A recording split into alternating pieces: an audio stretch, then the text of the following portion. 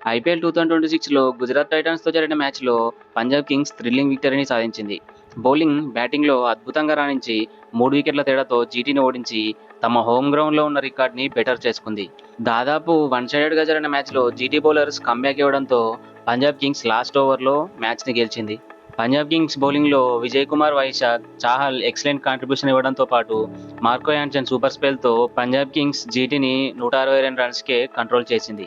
ఇక బ్యాటింగ్‌లో Cooper Connolly, Prabh Simran Singh ధాటికి ఈజీగా గెలుస్తుందనుకున్న మ్యాచ్ ప్రసిద్ధ్ కృష్ణ గ్రేట్ బౌలింగ్‌తో పంజాబ్ టార్గెట్‌ని లాస్ట్ ఓవర్‌లో చేసేసింది.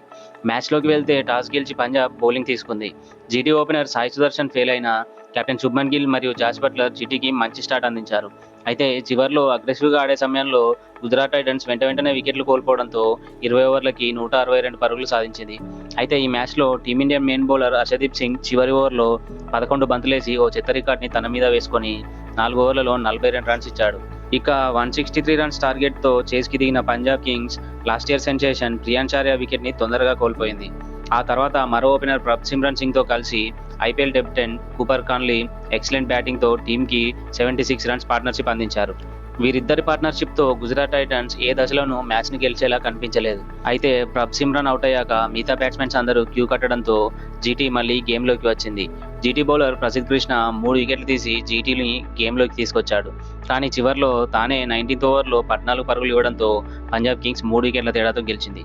ఈ మ్యాచ్‌లో ప్రభ్ సిమ్రన్ సింగ్ 37 రన్స్‌తో రాణించగా ఐపీఎల్ డెబ్యూటెంట్ కూపర్ కాన్లీ 44 బాల్స్‌లోనే 5 సిక్స్‌లు, 5 ఫోర్లతో 72 రన్స్‌తో నాటౌట్‌గా నిలిచి పంజాబ్ కింగ్స్‌ని గెలిపించాడు.